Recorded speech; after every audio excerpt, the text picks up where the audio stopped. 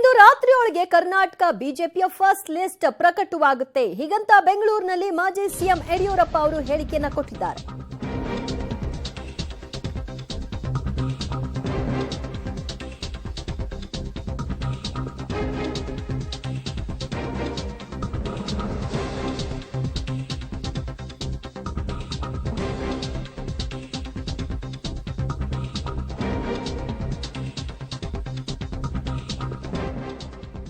ಇಂದು ರಾತ್ರಿಯ ಒಳಗಾಗಿ ಕರ್ನಾಟಕದ ಬಿಜೆಪಿಯ ಮೊದಲ ಪಟ್ಟಿ ಪ್ರಕಟವಾಗುತ್ತೆ ಅಂತ ಬೆಂಗಳೂರಿನಲ್ಲಿ ಮಾಜಿ ಸಿಎಂ ಯಡಿಯೂರಪ್ಪ ಹೇಳಿಕೆ ಕೊಟ್ಟಿದ್ದಾರೆ. ಮೋದಿ ಸಮಕ್ಷಮದಲ್ಲಿ 28 ಕ್ಷೇತ್ರಗಳ ಬಗ್ಗೆ ಸುದೀರ್ಘ ಚರ್ಚೆ ಆಗಿದೆ. ವಿಜಯೇಂದ್ರ ದೆಹಲಿಯಲ್ಲೇ ಇದ್ದಾರೆ.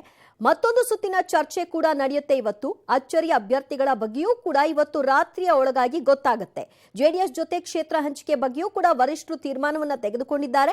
ಮಂಡ್ಯದಲ್ಲಿ ಸುಮಲತಾ ಟಿಕೆಟ್ ಬಗ್ಗೆ ಮಾಹಿತಿ ನನಗಿಲ್ಲ ಅನ್ನೋ ವಿಷಯವಾಗಿ ಬಿಎಸ್ವೈ ಹೇಳಿಕೆಯನ್ನ ಕೊಟ್ಟಿದ್ದಾರೆ. ಫಸ್ಟ್ ಲಿಸ್ಟ್ ಇನ್ನೂ ಕೂಡ ಕರ್ನಾಟಕದ ವಿಚಾರದಲ್ಲಿ ಪ್ರಕಟ ಆಗಿಲ್ಲ. ಅದು ಇವತ್ತು ರಾತ್ರಿಯ ಒಳಗಾಗಿ ಪ್ರಕಟ ಆಗುತ್ತೆ ಅಂತ ಮಾಜಿ ಸಿಎಂ ಯಡಿಯೂರಪ್ಪ ಅವರು ಹೇಳಿಕೆಯನ್ನ ಕೊಟ್ಟಿದ್ದಾರೆ. ನಿನ್ನೆಯ ರಾತ್ರಿಯವರೆಗೂ ಕೂಡ ಸುದೀರ್ಘ ಚರ್ಚೆಯನ್ನ ಹೈಕಮಾಂಡ್ ನಾಯಕರ ಜೊತೆಗೆ ಮಾಡಲಾಗಿತ್ತು 28 ಕ್ಷೇತ್ರಗಳ ಕುರಿತಾಗಿ. ಸೊ ಯಾರಿಗೆ ಟಿಕೆಟ್ ಅನ್ನ ಕೊಡಬೇಕು, ಯಾರ ಟಿಕೆಟ್ ಅನ್ನ ಹೋಲ್ಡ್ ಮಾಡಬೇಕು ಅನ್ನೋದು, ಜೊತೆಗೆ ಮೈತ್ರಿ ಅಭ್ಯರ್ಥಿಗಳಿಗೆ ಎಷ್ಟು ಸೀಟ್ ಹಂಚಿಕೆ ಆಗಬೇಕು, ಯಾವ ಯಾವ ಕ್ಷೇತ್ರಗಳನ್ನ ಬಿಟ್ಟುಕೊಡ್ಬೇಕು, ಎಲ್ಲವೂ ಕೂಡ ಮೋದಿ ಅವರ ಸಮಕ್ಷಮದಲ್ಲಿ ಚರ್ಚೆ ಆಗಿದೆ. ಸೊ ಇನ್ನೂ ಒಂದು ಸುತ್ತಿನ ಚರ್ಚೆ ಆಗುತ್ತೆ. ವಿಜಯೇಂದ್ರ ದೆಹಲಿಯಲ್ಲೇ ಇದ್ದಾರೆ ಅಂತ ಯಡಿಯೂರಪ್ಪ ಹೇಳಿದ್ದಾರೆ. 28 ಲೋಕಸಭಾ ಕ್ಷೇತ್ರದ ಬಗ್ಗೆ ಸುದೀರ್ಘವಾಗಿ ಚರ್ಚೆ ಆಗಿದೆ. ಕೊನೆಗೆ ಪ್ರಧಾನಿ ನರೇಂದ್ರ ಮೋದಿ ಅವರ ಸಮಕ್ಷಮವನ್ನು ಚರ್ಚೆ ಆಗಿದೆ. ಆದರೆ ಅಂತಿಮವಾಗಿ ಕೆಲವು ಹೆಸರುಗಳನ್ನು ತೀರ್ಮಾನ ಮಾಡುವಂಥದ್ದು ಪ್ರಧಾನಿಯವರು ಅಮಿತ್ ಶಾ ಅವರು ಸೇರಿ ಮಾಡ್ತಾರೆ.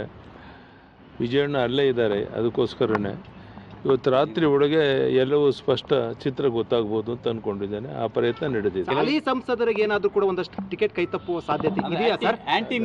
ನಾನು ಆ ಥರ ಯಾವುದನ್ನು ಇಲ್ಲಿ ಹೇಳಕ್ಕೆ ಇಷ್ಟಪಡೋದಿಲ್ಲ. ಏನೇ ತೀರ್ಮಾನ ಆಗೋದಾದರೂ ಸಾಯಂಕಾಲ 7-8 ಗಂಟೆ ಒಳಗಡೆ ಇವತ್ತು ರಾತ್ರಿ ಒಳಗಡೆ ಸ್ಪಷ್ಟ ಚಿತ್ರ ಗೊತ್ತಾಗುತ್ತೆ. ಎರಡು ಹಂತದಲ್ಲಿ ಪಟ್ಟಿ ಬರುತ್ತಾ ಸರ್? ಎಷ್ಟು ಪ್ರಕಟ ಮಾಡ್ತಾರೆ ಮೊದಲ ಹಂತದಲ್ಲಿ?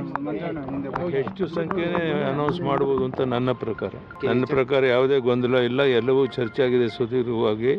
ಇವತ್ತು ಮತ್ತೊಮ್ಮೆ ಅಮಿತ್ ಶಾ ಪ್ರಧಾನಿಯವ್ರ ಜೊತೆಗೆ ಮಾತನಾಡಿ ವಿಜಯಣ್ಣ ಅಲ್ಲೇ ಇದ್ದಾರೆ. ಅಂತಿಮ ಒಂದು ತೀರ್ಮಾನವನ್ನು ತಗೊಂಡು ಬರ್ತಾರೆ. ಸೀಟು ಹಂಚಿಕೆ ಜೆಡಿಎಸ್ಗೆ ಇಷ್ಟ ಅಂತ ಏನಾದರೂ ನಿನ್ನೆ ಚರ್ಚೆ? ಅದನ್ನು ಅಲ್ಲಿ ಎದುರುಗಡೆ ಏನು ಚರ್ಚೆ ಆಗಿಲ್ಲ.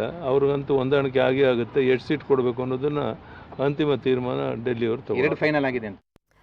ಈ ಬಗ್ಗೆ ಮತ್ತಷ್ಟು ಮಾಹಿತಿ ಪಡೆಯೋಣ ನಮ್ಮ ಪ್ರತಿನಿಧಿ ಮಸೂದ್ರಿಂದ. ಮಸೂದ್, ಇವತ್ತು ರಾತ್ರಿಯ ಒಳಗಾಗಿ ಪ್ರಕಟ ಆಗಬಹುದು ಅಂತ ಯಡಿಯೂರಪ್ಪ ಅವರು ಹೇಳ್ತಿರೋದ್ರಿಂದ ಇವತ್ತು ನಿರೀಕ್ಷೆ ಮಾಡಬಹುದಾ ಟಿಕೆಟ್ ಅನೌನ್ಸ್ ಆಗೋದನ್ನ? ಒಟ್ಟು 28 ಕ್ಷೇತ್ರಗಳದ್ದು ಅನೌನ್ಸ್ ಆಗಬಹುದಾ ಅಥವಾ ಒಂದು ಹಂತದ ಒಂದು ಲಿಸ್ಟ್ ಅನೌನ್ಸ್ ಆಗೋ ಸಾಧ್ಯತೆ ಇದೆಯಾ?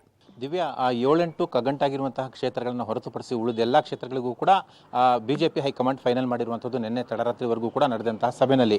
ಇವತ್ತು 8 ಗಂಟೆ ಹೊತ್ತಿಗೆ ಪಟ್ಟಿ ಪ್ರಕಟ ಆಗುತ್ತೆ ಅಂತ ಯಡಿಯೂರಪ್ಪನವರು ಹೇಳಿದ್ದಾರೆ. ಆ ಹಿನ್ನೆಲೆಯಲ್ಲೇ ರಾಜ್ಯ ಬಿಜೆಪಿ ಅಷ್ಟು ಜನ ಆಕಾಂಕ್ಷಿಗಳು ಒಂದು ರೀತಿಯಲ್ಲಿ ಆತಂಕ, ತಲ್ಲಣದಿಂದ, ನಿರೀಕ್ಷೆಯಿಂದ ಕಾಯ್ತಾ ಇದ್ದಾರೆ.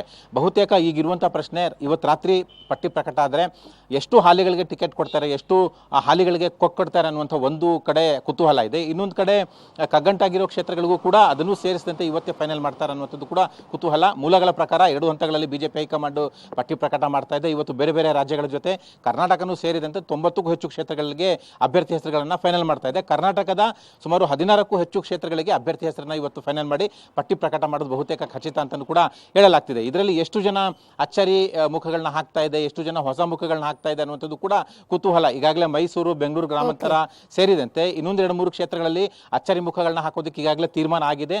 ಅದು ಕೂಡ ಇವತ್ತೇ ಫೈನಲ್ ಆಗುತ್ತೆ, ಇವತ್ತೇ ಪಟ್ಟಿ ಪ್ರಕಟ ಆಗುತ್ತೆ ಅಂತಲೂ ಕೂಡ ಹೇಳಲಾಗ್ತಿದೆ. ಇನ್ನು ಕೆಲವು ಹಾಲಿ ಪ್ರಭಾವಿ ಸಂಸದರಿಗೆ ಟಿಕೆಟ್ ಕೈ ತಪ್ಪುತ್ತೆ ಅನ್ನುವಂಥ ಚರ್ಚೆ ಕೂಡ ಭಾರಿ ಜಟಾಪಟಿಗೆ ಕಾರಣ ಆಗಿದೆ. ಆ ಸಂಬಂಧಪಟ್ಟಂತಹ ಪಟ್ಟಿ ಕೂಡ ಇವತ್ತೇ ಪ್ರಕಟ ಆಗುತ್ತೆ ಅನ್ನುವಂಥದ್ದು ಕೂಡ ಕುತೂಹಲ ಮೂಡಿಸಿರುವಂಥದ್ದು.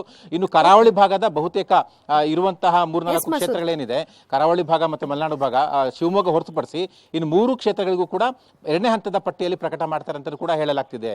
ದಿವ್ಯಾ, ಥ್ಯಾಂಕ್ ಯು ಮಸೂದ್ ನಿಮ್ಮೆಲ್ಲ ಮಾಹಿತಿಗೆ.